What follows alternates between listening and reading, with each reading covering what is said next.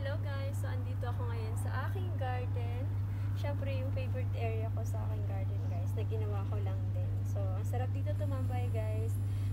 Pag umaga, ayan, magka-coffee ka. Tapos kapag hapon, ito, ganito, sobrang sarap. Sobrang relaxing. Tapos makikita mo yung view, yung mga tanim kong gulay. Grabe. Ang sarap sa pakiramdam talaga.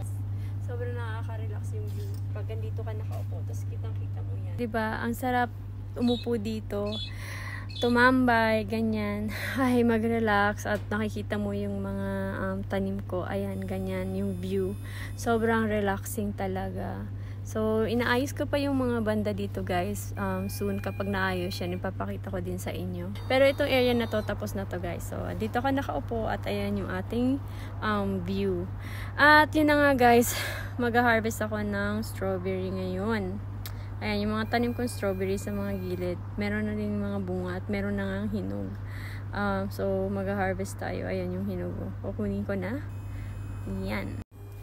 So, ito nga guys, at nagtanim ako dito ng mga strawberry dito sa mga butas ng hollow blocks. So, ayan, kung mapapansin nyo guys. Ang ganda kasi ng hollow blocks dito guys. Sobrang tibay talaga. Tapos, kahit pukpukin nyo yan, hindi basta-basta yan, or pukpukan nyo ng martilyo yan, hindi basta-basta yan mababasag. Tapos, ang kagandahan yan, yung butas ng hollow blocks dito guys, sobrang laki. So, pwedeng-pwede talaga pagtaniman. At natutuwa naman ako sa mga strawberry ko guys, kasi yung iba namumunga na talaga. Ayan. So, nagtanim ako ng iba't ibang klase ng strawberry guys. Ayan. Kung makikita nyo, diba? Hindi ko talaga tinanggal yung mga label na ito kasi gusto ko makita yung mga pangalan nila. Ayan. Para makita ko kung may mga pagkakaiba yung itsura nila talaga kapag namunga na.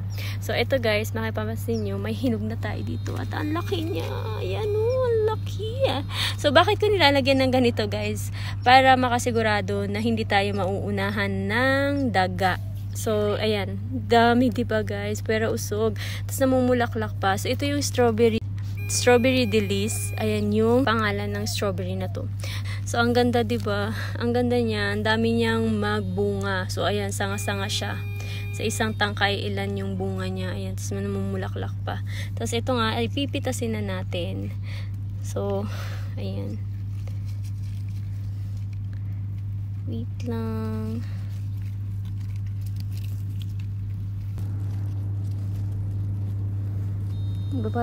Para tayong nagbubukas ng regalo.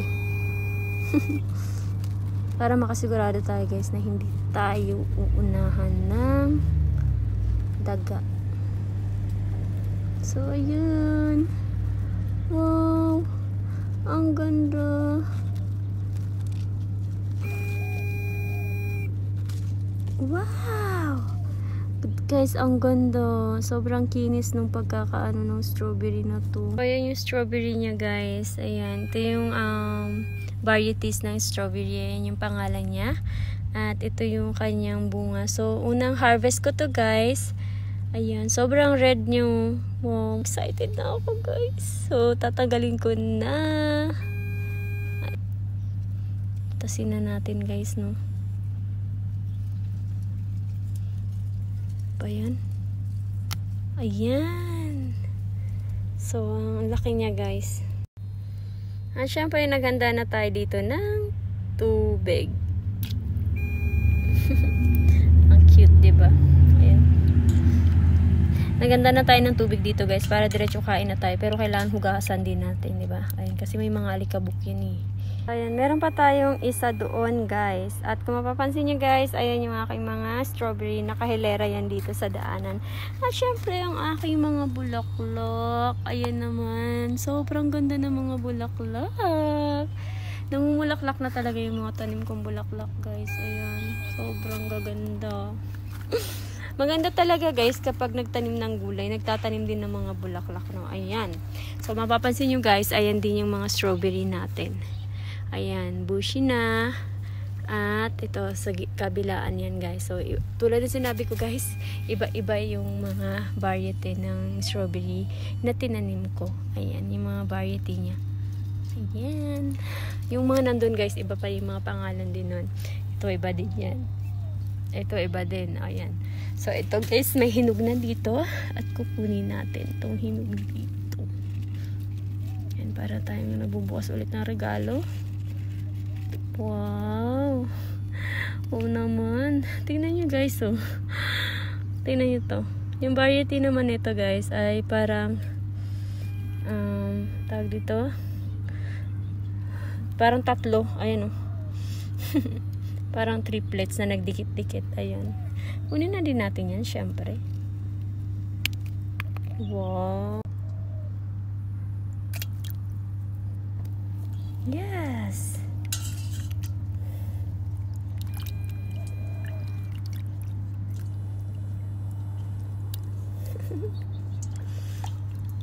So guys, ang strawberry na dinidip sa Nutella. Ayan. Nga pala guys dun sa mga, di ba nag-post ako nung nakaraan, pipili ako ng makakatanggap ng ating Nutella. Tuloy pa rin yun guys. So favorite ko kasi guys yung Nutella. Ayan, na dinidip yung strawberry sa Nutella. Ayan. Wow! Taran! So, Nutella strawberry. Ayan. Mana natin.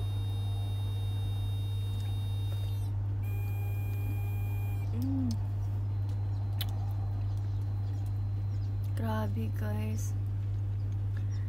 Ang sarap. Ang sarap niya. Hindi siya sobrang tamis. Matamis siya guys. Talagang matamis siya. Pero hindi yung puro tamis. May halo siyang asim.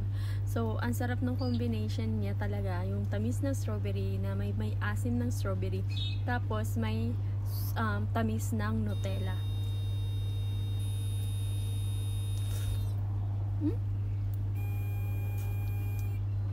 Ang juicy din. Ayun ang tumutulog guys. Siyempre, ito naman yung isang variety guys. Ito at yung strawberry Friska. Tapos yung una kong kinain, yun naman yung strawberry delice. So ito yung strawberry Friska. Tikman natin kung ano yung tamis niya. Titik lang din natin dito sa Nutella. Ayan. Sarap!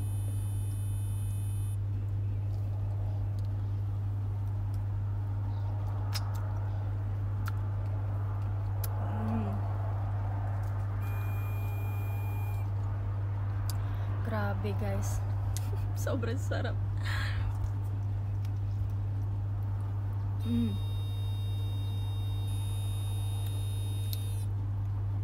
Grabe.